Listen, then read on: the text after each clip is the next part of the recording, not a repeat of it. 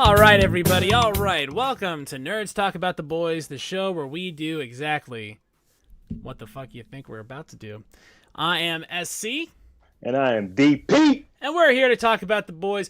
As you probably can infer from the title, we are the nerds. We are Nerd Cyclopedia. And, you know, this weird thing. Every week, I tell DP the same thing. And I'm going to tell him again. So, DP, go ahead. Why don't you tell the good people that have decided to take their time to spend it with us where they can find some more of us? First of all, thank you for spending this time with us. We go live every week, and for those that do view us, we do thank you for coming, tuning in and everything. We cherish it. We definitely cherish it. So while you're actually tuning in with us right now, make sure that you're clicking on that subscribe button and also clicking the notification. So anytime that we're on, you know that we're on. Also, make sure that you go to nerdcyclopedia.com so you can get all our social media links. We're on Facebook. We are on Instagram. We are on Twitter at nerdcyclopedia. If you're wanting to leave us some feedback, because we love, getting those, that feedback from you guys, make sure you email us at nerds@nerdcyclopedia.com. That's right. Check us out. And if you're catching us on YouTube, make sure you subscribe to the podcast on iTunes and Stitcher and everywhere. If you're catching us everywhere, guess what? We're on YouTube. And over there. That's a little bit of what they call the old cross promotion. Doing some of that this week. Hey, gotta remind you guys. Gotta remind you. This is a business after all. DP. So, season 2, episode 6. For those of you who are on the radio feed, you can't see, but I am wearing my squad shirt. I'm wearing my Golden Girl shirt tonight. So thank you for being a friend. Hey, thank you for being a friend, man. All right. So we're going to talk a little bit more this week about the boys themselves and a little bit less about this superhero, soap opera bullshit that is not as unique as the stuff that the boys are doing, right? Not as interesting and fun. Let's talk for a second about this yin yang, whose fault is it bullshit between Frenchie and Lamplighter. Let's talk about this situation because, and we're going to get into everything that happened at Sage Grove, and we're going to get into everything that happened with the Fourth Reich, and we're going to get into all of that as we go through everything. Well, we got some things to get into. That's right. But first, let's talk about Frenchie. Let's talk about Frenchie, the ultimate chemist. we learn his superpower, and this idea that he can create these bombs that are designed to hurt the soups themselves, and he's able to utilize the chemistry of their own human bodies against them by steals Behemoth's rage with Xanax, the Xanny bomb. Super interesting. So Frenchie is recruited because of his ingenuity, right? Because of his creativity. Yeah. And he is now 8 years after his initial recruitment into the boys, right? The boys, right. 8 years after his initial recruitment, he is just bound up in guilt and self-loathing because what Colonel's grandkids is revealed to be totally his fault. Right. Totally his fault. And that's something that, that's going to be hard to live down for sure. Yeah. And I think we see that he's a self-torturer. There's a lot of Russian books about this, right? Where Edgar Allan Poe's A Telltale Heart, right? Where you're guilty of something and you feel bad about it, and it just eats you up inside. It's interesting to see, because this is the first time one of these soups is presented as having this guilty conscience like this, right? Right. Like Annie is sort of like starts out with a guilty conscience, like she was born with one. Yeah, and that's probably good for all of us. Yeah. She grew up one way and everything, and then finds out, a lot of stuff that she grew up learning was not, not exactly true. That's right. And Lamplighter he's got this power that is sort of lame because he has to have this enormous like pole around him all the time that he keeps he has like a pilot light he needs, you know what I mean? And he has this. How about the way that he walks into that scene and the way that the music swells and everything, like it's this big heroic super scene and everything, and then you got the boys just snickering and laughing at him because of the way he looks. Butcher calls him a majorette. He says, "You look like a majorette. You look like a majorette," or whatever. So these guys are sort of they're tied up in this murder of the Colonel's grandkids, right? And Lamplighter doesn't understand why Frenchie didn't stop him. And Frenchie tells this harrowing story right out of Requiem for a Dream, where where he's going to see, his friend has a drug overdose, and Sherry calls him and says, "Hey, you got to save this guy." And we find out it only worked for a couple months. So he's racked with guilt because he sacrificed 3 years of his junkie friend Jay's life for the Colonel's grandkids' lives. You're right. That's messed up. And that's a choice he made, and he feels like he made that proactively and it was wrong. That's going to eat you up, man. Yeah. With Frenchie, he's been carrying this thing, with him for so long, and it's really interesting to see we're right now at that point of how the reason why MM and Frenchie was beefing, for so long, and why that they ended up breaking up and everything, and we're seeing the ramifications of this guilt that's just weighing down on Frenchie, and why he's keeping the guilt. And it's nice to see him get some closure here after a while. Yes, it's nice to see him. Mm-hmm. I feel like he deserves it because you can't. Because how could he anticipate that something that evil would happen, right? Mm-hmm. I mean, I feel like there's like a difference between the sort of violence you expect to see in a superhero comic book, or like The Godfather, for instance, right? Mm-hmm. You know what I mean? Where there's this sort of like there's this tier of people who are at risk, and they're very at risk, and they're aware of it, right? But below that, there's nobody that's really gonna come for, Michael Corleone Jr. and no one's trying to do that. You know what I mean? So there's this it's this interesting it's almost like a code of conduct that they're willing to subscribe to, where look, if I'd have burnt the Colonel, no one would even give a shit. You'd all be like, well, that's what happens when you fuck with the Lamplighter. You know what I mean? You don't do that. It's a bad idea. But because it's her kids, it completely ruins his ability to have any sort of moral standing. It ruins him. He's worth nothing except the sum total of his abilities, right? His special abilities, and that's to burn evidence. He only can destroy, he can't create. Yeah, Frenchie has he has a lot going on. And when we find out the reason why, I mean, we're sort of like in a clearing, and we're sympathizing with Frenchie to a point. We get Lamplighter confronting him, and then we also see MM sort of, okay, well, why did you not go and actually try to stop them? Do you like seeing things burn? What's the deal with your situation? So we find out that that he was just trying to save his overdosed pal, who ended up dying 2 months later for overdosing anyway. A different overdose. Yeah, in a different overdose. Yeah. It's, so I think that what's interesting about that scene you're talking about, where they're having this discussion, is that it's in the middle. If there were nothing else going on, this would be like a bottle episode almost between Lamplighter and Kimiko and Frenchie and Mother's Milk, right? They're all stuck together, and they're stuck in Sage Grove, and we'll get into more about what's happening there. But there was an interesting sort of pressurization component to all of that, where they were all sort of stuck together, and they Lamplighter knew he couldn't just kill these guys. Right. He needed them. He was going to need Kimiko's help because he was just he's been burning people and murdering people. I mean, and the way they actually come, the way he actually come to realize, okay, I need them to actually do this. So we get into a really great setup scene where they actually break in, where they break in, they find out and discover everything that's going on in the facility, which looks like it's something straight out of the New Mutants movie and everything. Oh yeah, so a bunch of different mutants, with different powers and stuff was going on, being experimented on. It was super crazy. So you're seeing all these cameras and stuff. And then one particular, suit gets busted out because Frenchie and MM and Kimiko are, in disguise and everything. And Lamplighter ends up recognizing Frenchie, and Frenchie just can't hold himself.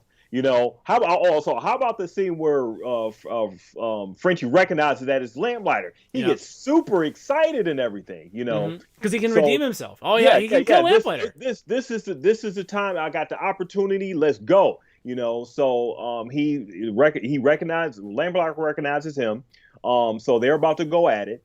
And then we get this big, a scene with the lady coming out. I believe her name was Cindy. So yeah, Cindy something like is that. scary. Cindy pops people like zits. So imagine having a power where man. just like that, you get to pop anybody, and I love his reaction. He's just like, oh shit,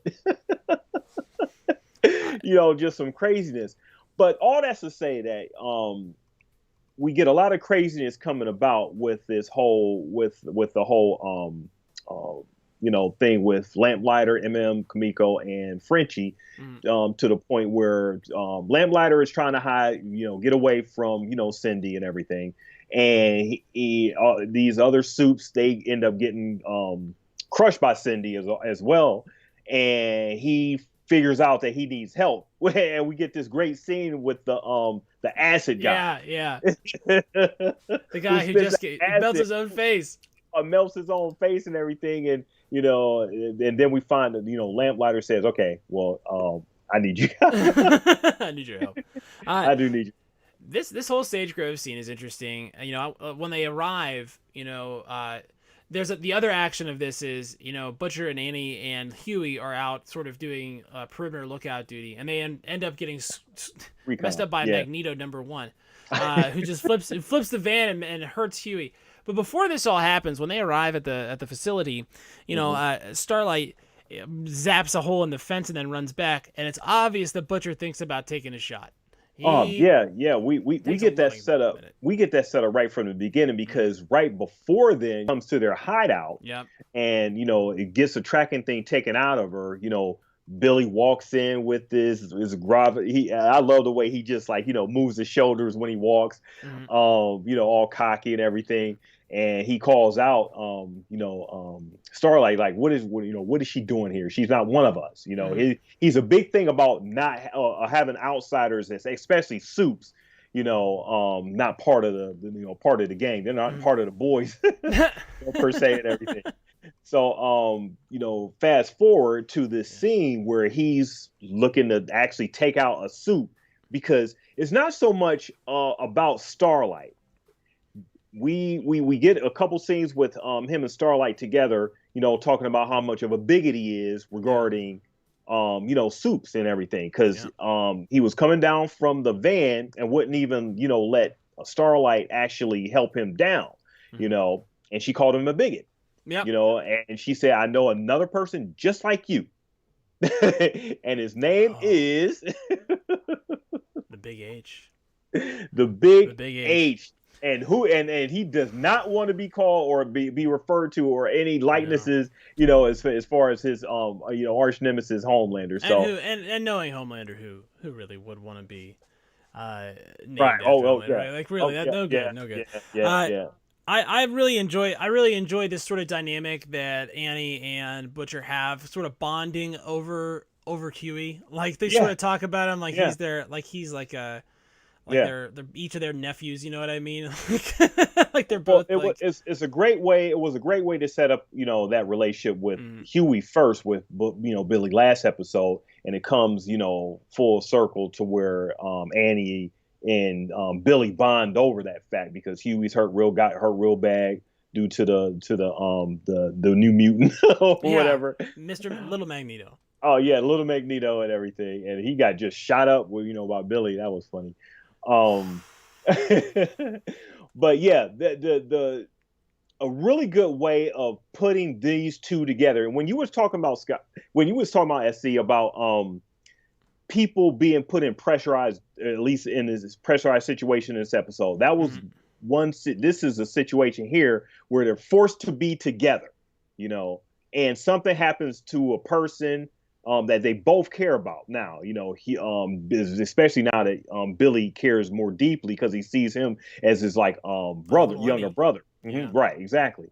So we see both of them having to deal with that, having to really confront. And Starlight is sort of like the sort of pushes that forward in confronting Billy and asking questions. Well, why? I haven't done anything to you. Why do you hate me so much? And Billy has to step back, because Billy has so much anger in him, especially at Soups. He has so much anger. He's going through so much stuff with, Becca, not being able to, get her out. Yeah. So everything is just exasperated for him. And to see him and Starlight actually come together and bond over Billy was such a beautiful thing. I really liked how they set the stakes very, very plainly for them. They said this is a person that each of these people love. They then harmed the person and then said, look, what are you going to do in a life and death situation when it's somebody you love this much? And it's interesting because, you know, Annie is not some sort of, you know, hoity-toity, you know, not willing to get my hands dirty sort of character. And I like that they keep her from being too goody two-shoes here, because she's not a Mary Sue. You know, she messes this up and she kills this dude, and she says, "Oh, all I could think about is why the fuck did you pull a gun, dumb fuck?" Like that's all she could think about. Exactly. And Billy looks into the mirror and says, "Okay, I can admire this," and she recognizes that off the bat. I don't want any of your pity, any of your respect, you know, of this, because this is not what I wanted. You know, I didn't want to be in this situation where I actually had to kill a guy, because I'm not like you. I'm not making these decisions just like that. I'm actually, you know, still a superhero at the end of the day. You know, I'm here about saving people. But he shouldn't have got in our way, and my man is hurt. Yep. And so Annie's offset. Now so to pivot a little bit back to what's going on with Vought somewhat. Okay. So we get these inklings that Annie's off, like she's gone. Yeah. She's offset. Nobody knows where she is, and nobody wants to tell Homelander that nobody knows where she is. And we're treated to this the microchip removal scene where they have to use a diamond headed, you know, drilling element to get the microchip. What did you think about how big that thing was? That sucker was like 3 inches long, and it was stuck in her like in our deltoid, right? Or like in her trapezoid. Yeah. Well, what did you think about the tool that they had to use in order to get that out of there? That's a Dremel from hell. Wow, really? Okay. My goodness. So how much? I mean, I gotta know at this point how much of this invulnerability is just standard operating procedure, and then there's extra stuff. Right. There's more I need to know. There's so many questions I have, and I know that there's a lot to talk about vis-a-vis how people get powers in this universe and what they do, and we got a lot of big information dropped on us this week about certain parts of this universe, and the parts that really interest me, and I'm sure you as Watchmen fans, big fans of the Watchmen comic series, is obvious from our video history.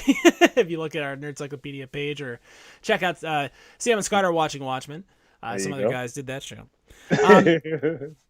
So there's this awesome sort of piece of this episode that's Watchmen-esque, right? And I want to talk a little bit about this idea of the history of the world of the boys. Okay. Right. I want to talk a little bit about that. So getting kind of back to Vought, right? We have a situation where Vought wants to create an army of super soldiers using a stabilized version of the Compound V. And so they are kidnapping people and experimenting on them by injecting them with Compound V, and then just kind of seeing what the fuck happens. They're just sort of treating them like disposable test subjects. Now, the reason for this is that Stormfront is essentially running this lab. And these tactics are not new tactics. I mean, they're Nazi tactics. These are the tactics of Auschwitz and Buchenwald and all those camps where Jews and gypsies and minorities and homosexuals and communists and prisoners of war were murdered. People that were just determined by the state to be under people. People that weren't worth not murdering, essentially. Like, they wouldn't go out of their way not to murder these people, so they did. Right. The stories of these sorts of atrocities in Nazi Germany were well known. There was the doctor's trial in the 40s, and there was Joseph Mengele, who died off the coast of Argentina in 1964, because he was taken out of Nazi Germany. Right. These test subjects all have some sort of random reaction to the V, and it's a little bit like scratching a lottery ticket. It seems like sometimes you scratch the ticket and nothing. Sometimes you scratch the ticket and you explode. You get different outcomes of the situation, but they're trying to get that lottery ticket, that big winner and everything. Mm-hmm. So we talked about Cindy, and we talked about the face melting guy. Who is your favorite? Other sort of minor power person, who did you like the most? Who is your why? How the hell did they come up with that of the whole love sausage? So there's a murder penis in this show. Murder penis. A murder penis. I can't think of a worse thing than a penis that will try to come to life and literally choke you to death. Who thinks it is? I mean, Garth Ennis, man. I mean, He's a heck of a what comes through his mind is just crazy. Love Sausage #1 having a named member like that and everything, to literally as well.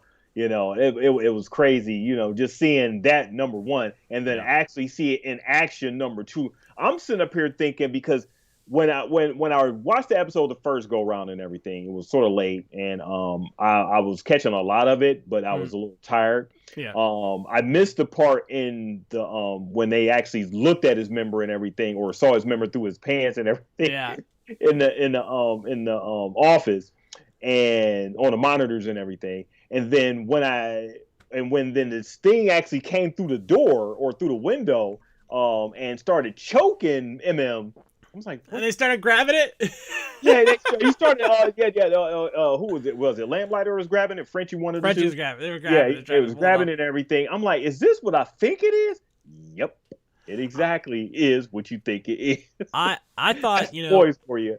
I the first time I saw it just kind of shot across the hallway, and I was like, is that Ben from Umbrella Academy? I was like, is this just like a Cthulhu sort of growing out of your chest situation? And no, just a very, very, very strong Johnson.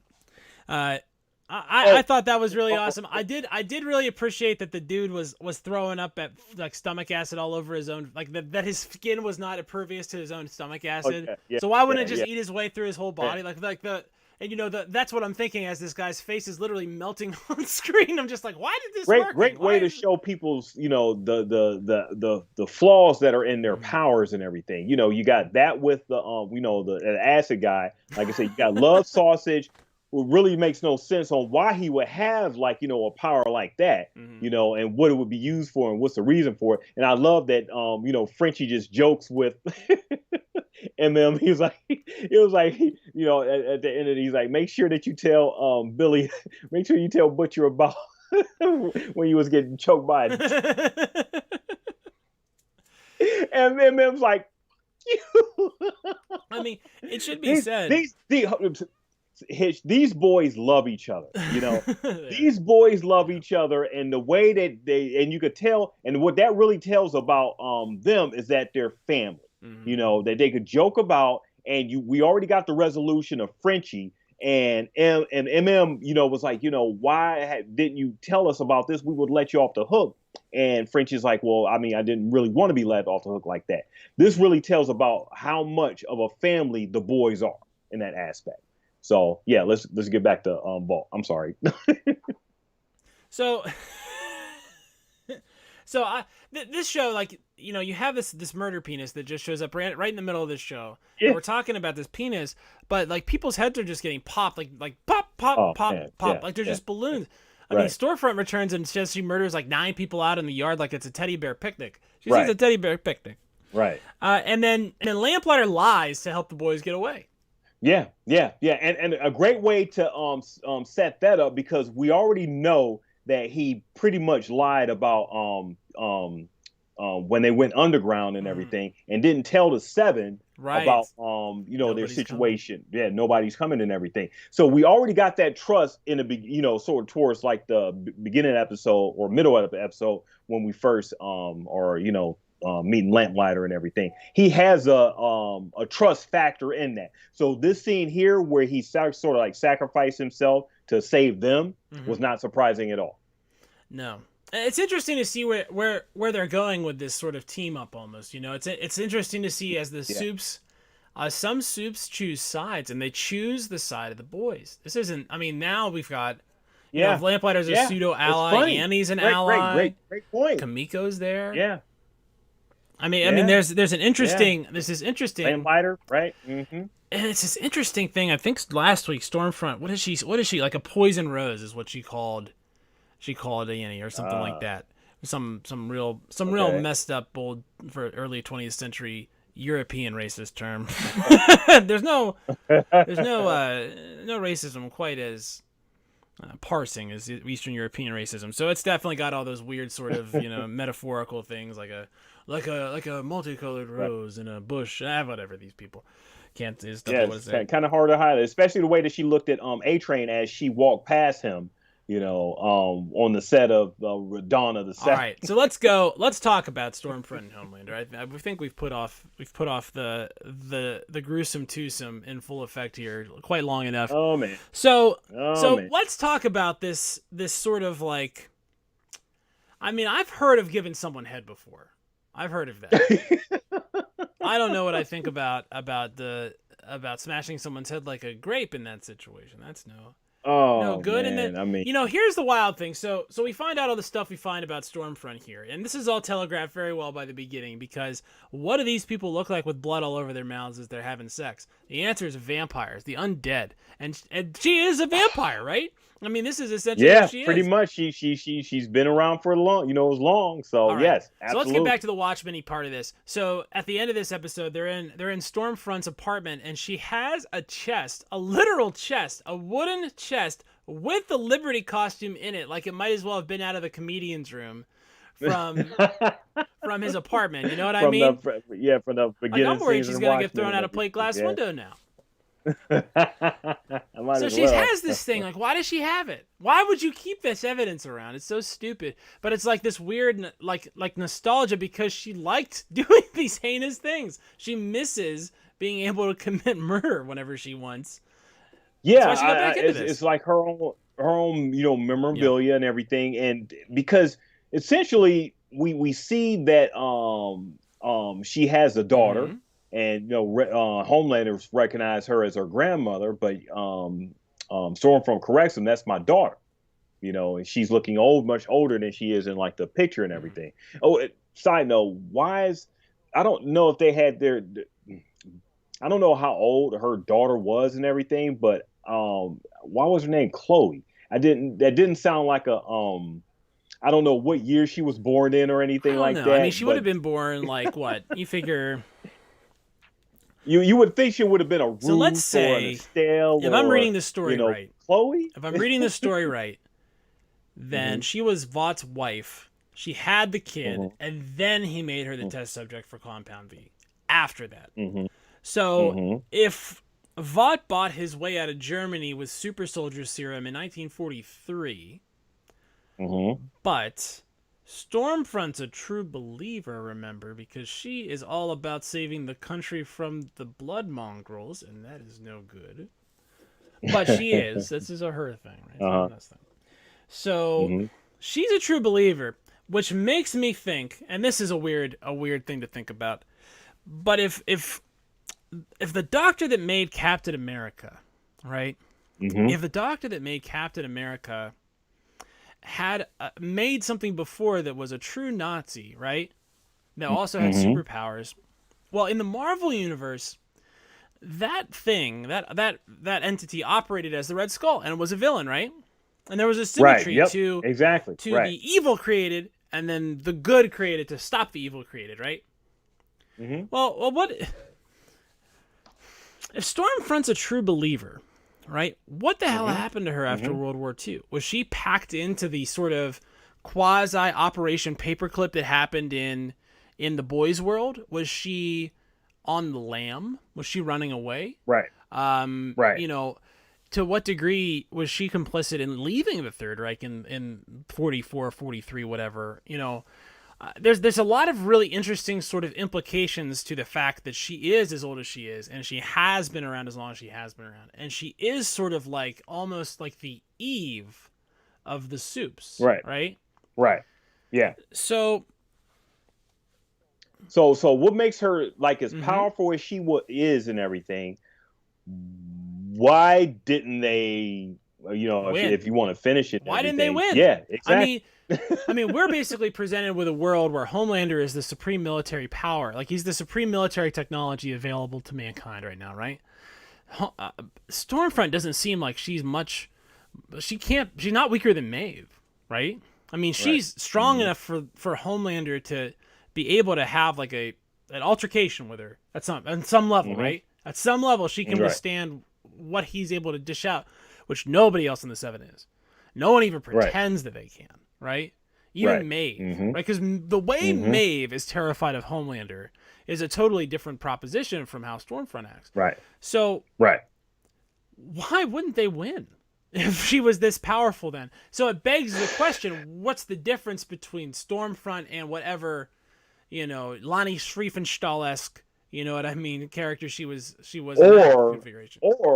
Or what kryptonite, pseudo kryptonite, what weakness befell her at that point in time to where she couldn't, bestow her full power, because obviously she has a power and everything. So does this thing like develop over time? Did she automatically have this, that level of power and everything? Why do you, like you said, why didn't they win? And it begs a whole lot of questions on her background and why she had to go on the lam or, just be undercover for so long. Why is she just resurfacing in this aspect like that? Because Stormfront doesn't present her as herself as a person who would just limit herself. Not artificially, sense? For sure. She definitely doesn't have the willpower to stop herself from doing something bad. I think I definitely agree with you about that. She definitely has no self-control as far as that goes. And I'm glad that we saw that scene of her as Liberty in the 70s to show that that's how she acted and that's what she did and that's the way she was. And, it's interesting to think about, like, there's a bit of a power disparity between Liberty and Stormfront. So Stormfront seems to be vastly more powerful than Liberty ever was. So there has to be some sort of intervening mechanism to cause that. So is it this V? Has she been souped up with V? Is it that she's actually not like a like what if she's just a shapeshifter, or what if or not a shapeshifter, but like a rogue? You know what I mean? Like a Siler from Heroes. Like she can absorb the powers of the things she destroys. You know what I mean? Well, maybe the show itself, especially this episode, is giving us clues as to where this may lead, Stormfront, especially two big ones with Lamplighter and Starlight. So we now know that Starlight needs power, or in order to imbue her like light and everything. So this is just not something that she can just drum up and manufacture herself on her own. Okay. Lamplighter on the other end, he can't, without actual fire, he can't use his powers, right? So maybe it's something with Stormfront, we're not seeing it right now, but maybe it's something back then, or something that she needs in order to enhance herself that she didn't have for maybe a long time. Well, let's think about this too. Theory. If Annie needs electricity to run her powers, I mean, what does Stormfront pump out? I mean, voltage, right? I mean, that's gonna make that a not great matchup for Stormfront. If she's channeling the fuel that Annie's gonna use to incinerate her, that's not gonna be a great. You don't want to spray a bunch of gasoline. You don't have a gasoline fight, right? You don't want to spray a bunch of gasoline around everywhere and light a cigarette. You just don't want to do that. It's just not a smart idea. Let's talk for a second about Maeve, just because we brought her up, and she doesn't have a lot of action here, but there's a lot of movement in her plot, because the Deep shows up with this camera that was a GoPro held by a passenger on the plane that they abandoned last year, and ELENA sees this thing. She sees it, right? Which is just like. Right. I'm just like, my notes were like, no. Put it down. Because as soon as she sees it, she can't unsee it. She can't de-implicate herself as far as Homelander is concerned, right? She's just implicated. Right. So now, either you go with Maeve's plan and blackmail him, or that's it. That's basically the only plan you have. Yeah. And she's sort of disgusted at, this is who her, significant other is and everything. You literally was a part of, this horrible situation, that kills so many people and everything, So for her to find that, and for Maeve to essentially just say, okay, this is what we're going to use to take, Homelander down, it's still, it just doesn't sit well with ELENA. I think this reminded me of this. I think it's hilarious that when Homelander gets in trouble, it's because he uses his vision power like a dickhead. Like he shoots that terrorist like, ooh, and he shoots him and shoots the person behind him. He blows up the plane with his eyes. Like, he just needs to turn this thing down. Like, just if he forgets this, he'd be in a lot better of a position. I He didn't have that Paul Marquette and No. everything. Just so that's No, he had basically Joseph Goebbels and Joseph Mengele, right? The two Joes, Joe and Joe, my two dads. Joe, Yeah, it was a real wacky right. sitcom. And they raised him like a lab rat, pretty much, and said, "Look, we're a bunch of Nazi fucks, and guess what you're gonna be." Oh, how about the Maeve's commercial? You can't be proud on empty. With the Pride Bar, Maeve's Pride Bar, Maeve's Pride Bar available at Hallgreens. So her sexuality is just out there and out, and Vought is just marketing. It's a commodity. Taking. I said commoditized every part of her being, including her sexual orientation, which is a thing she tried to keep private because they didn't want it to be commoditized. Not a great situation for her to be in, but you have to be sort of glad. I mean, if you're going to have all these things sort of rolling around, you want Homelander to be at least distracted, and he seems to be that in this episode. Yeah. Just preoccupied totally by his super distracted by his new sexual relationship with an by equal, which he's just shocked by, or as much of an equal as he can get. I guess is probably the way he sees it. This is wild. This is some wild stuff. The aforementioned head splattering. This thing with the flowers, like Homelander gets Stormfront flowers, and he's all like, he's very much like how you would imagine a king would be if you were trying to date a king, He's like, oh. So just explain to me, because I still, even on the second rewatch, I didn't quite understand how that scene went. Like, okay, he's looking at the flowers, sees his name and everything. What is Homelander thinking through that scene? Just walk me through that. Right. Walk me through that. So I'm Homelander, and that essentially makes me effectively a 30-year-old incel. All right. Maybe 40. Who knows? He got the body of a 19-year-old, so that's all. But an incel nonetheless, because he can't find anyone worthy of his attention. And this is a problem for him. So he finally finds someone who returns his attention for the right reasons, because she respects his strength, and she has the only thing that he respects, which is strength. All right. So this is finally a counterpoint that Homelander's found. For the very first time, Homelander makes a gesture toward another person that shows vulnerability and shows a direct wish to be liked by that person.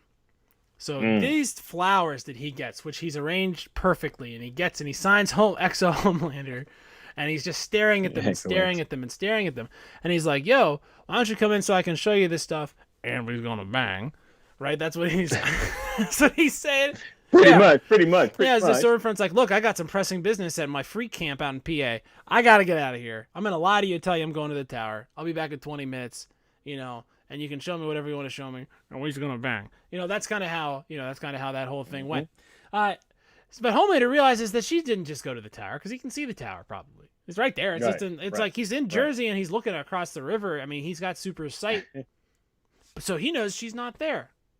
And so he gets a little nervous and he goes to check on her, and she's not there, and he burns his trailer. It almost kills. He almost kills Ashley. He just kills her. I mean. He's just like, it's this heat vision. He can't control his angry eyes. These angry eyes get him in so much trouble.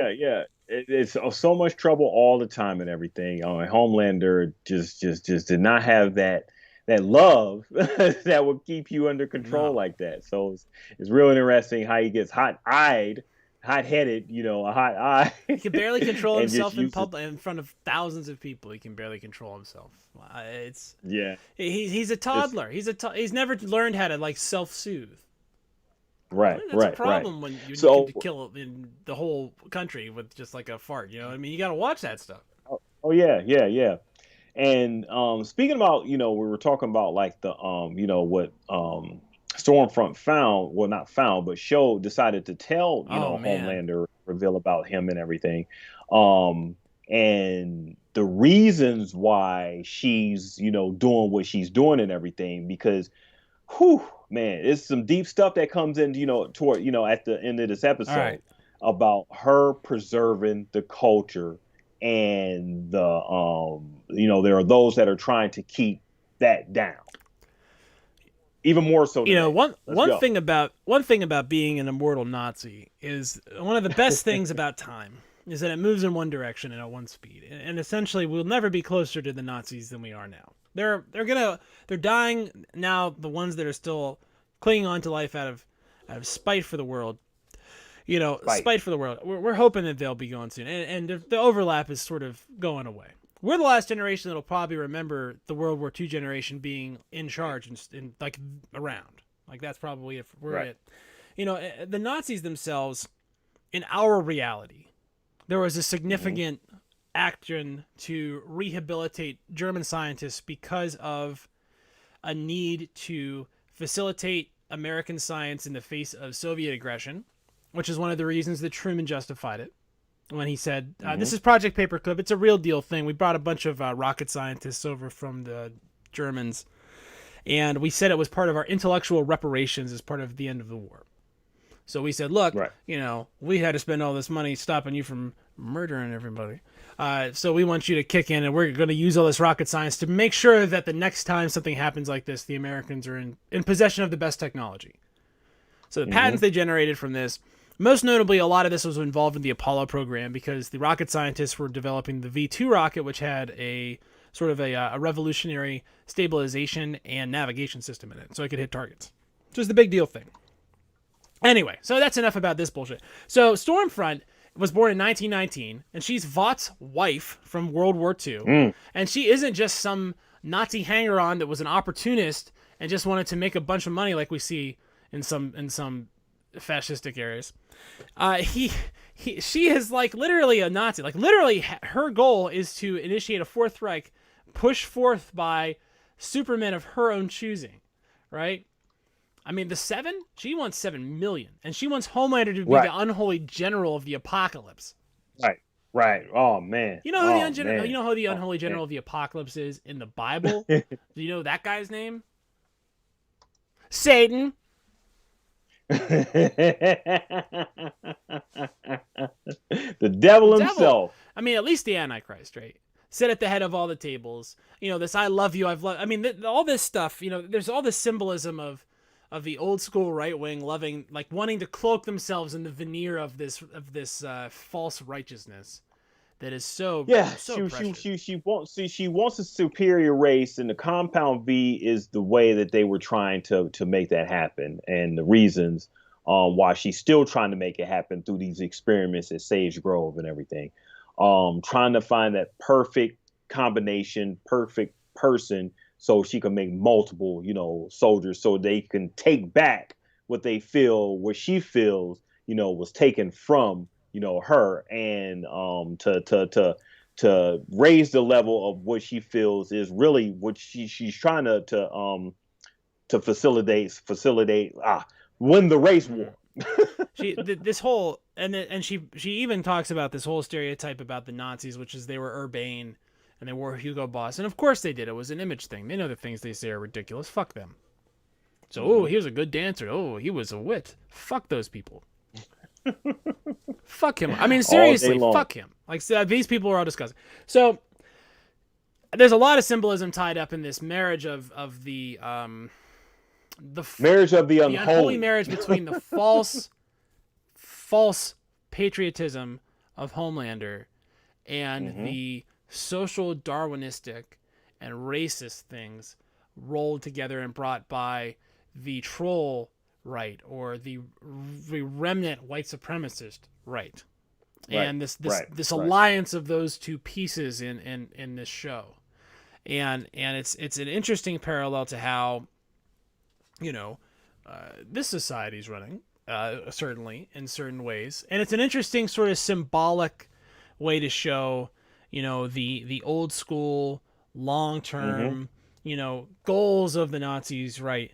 Just kissing right on the face the thing they love more than anything else, which is a blonde man who cloaks himself in a fake version of the American flag. Exactly. A lot of on the nose shit this week. A lot of on the nose stuff. Stormfront says directly in the episode. Well, we actually get you know, a little bit beforehand about when they go into you know, facility, the, you know, the boys, well, Frenchie and Kamiko. Marvin is basically, it's hard to say sometimes. Marvin is basically asking, what's the purpose of all this? Why are they doing all this and everything? And Stormfront reveals at the end, Vought never cared about like all the shine, all the glitz, all the branding, all the glamour and everything. His purpose was to create this master race with the compound B. All that's just You financing. It's packaging. It's Right. packaging Right. for Nazi Superman, which is essentially what Homelander's outfit is. It's a fake American flag designed outfit to make you think that he embodies the American values, but he does not, because he's a Nazi piece of shit. Sometimes I look at Homelander and look at him and like, do you realize what you're?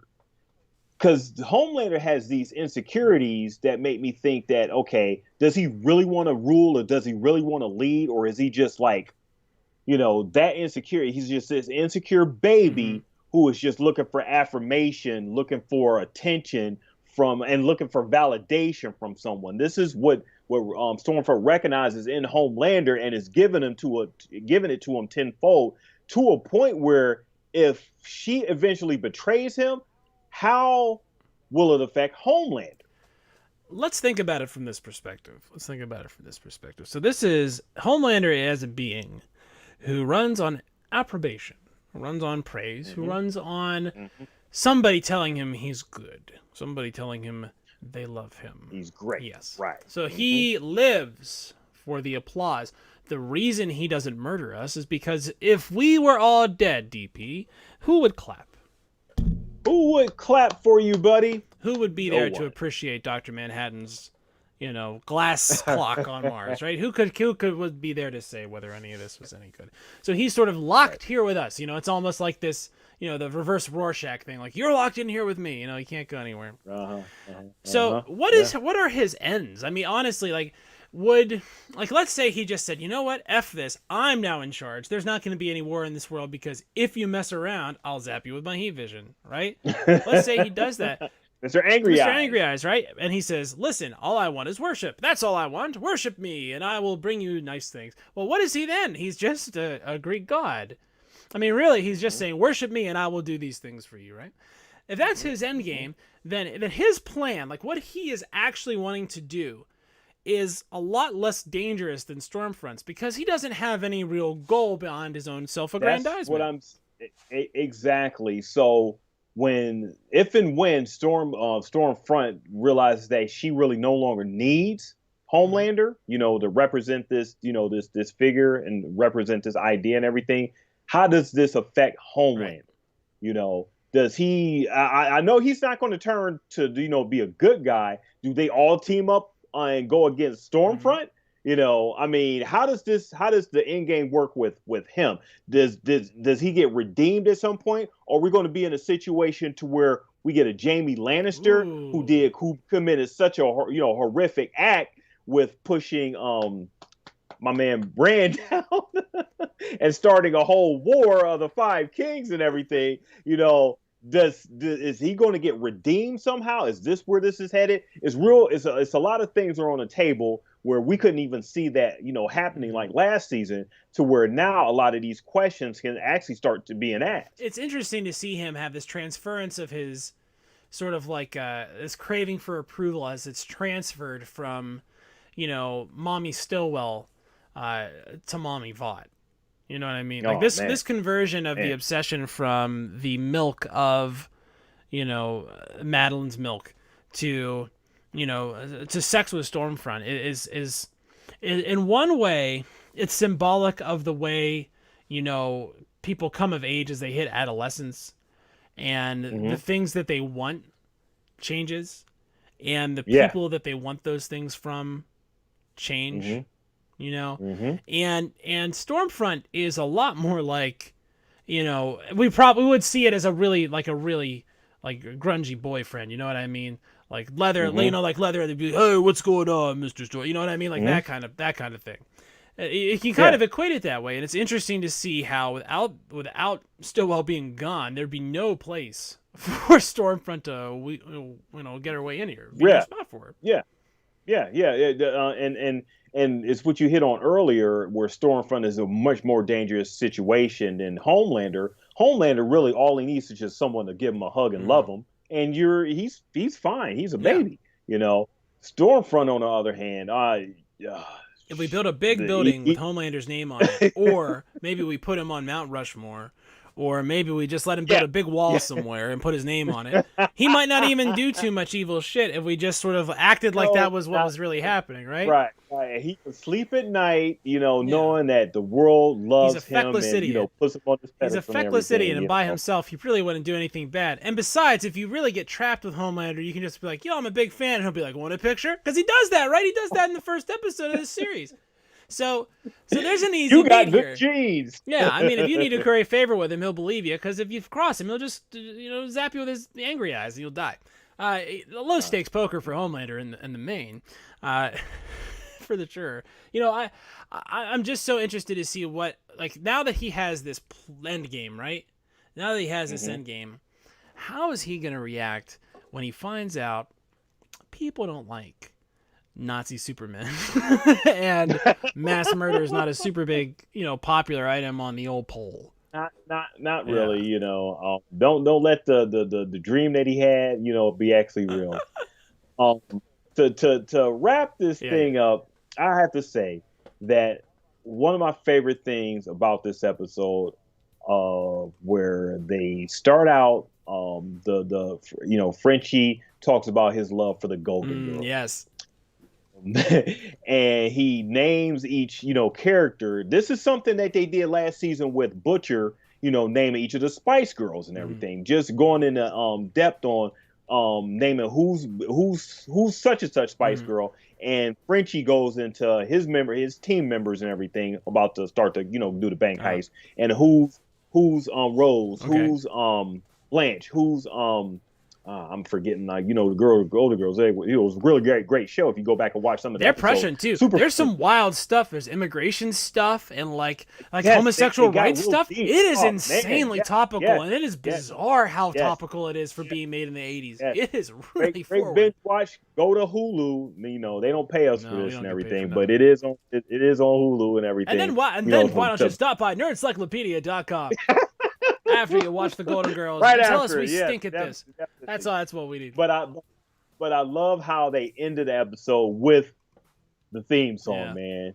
Oh man, that was such a great, because on that type of instance, after such a kiss, Homelander is like taken aback by everything he hears Stormfront tell him about, her plans and everything, or what her dreams and visions of him was. That's exactly what he wants. So he gives him this big kiss, and all of a sudden we hear, "Thank you for being a friend."